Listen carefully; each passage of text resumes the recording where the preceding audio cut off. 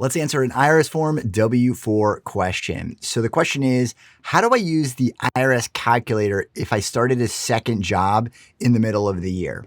And that's a great question. You have to use or should use the online estimator. So let me give you an example and walk you through exactly how to fill it out and why that's the case. So let's say, for example, that we have two jobs. The first job is earning $130,000 for the year. Let's just say that we had that job throughout the course of the year and we're going to continue to have it. But we got a second job and that job is going to pay us $50,000 per year.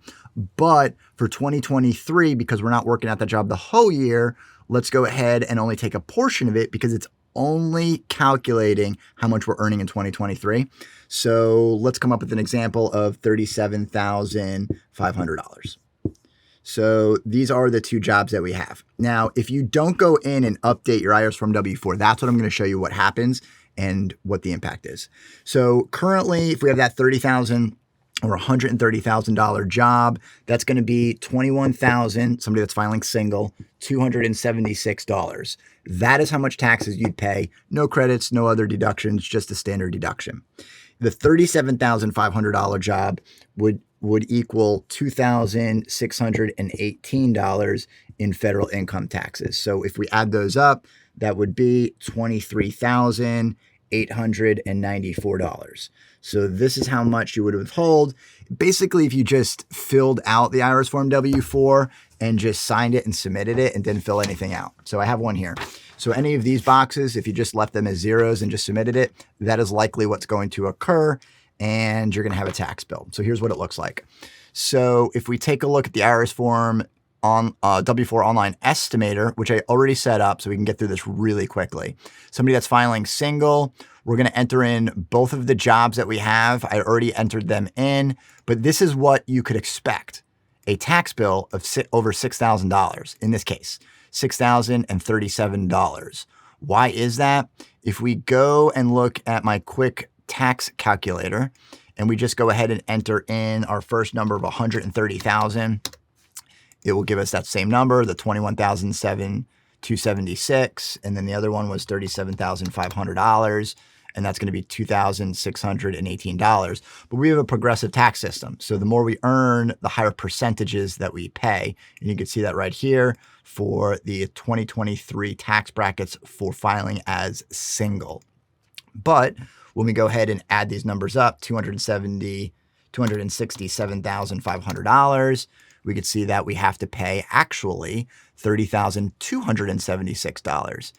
And that $30,276 is right there, our anticipated tax obligation.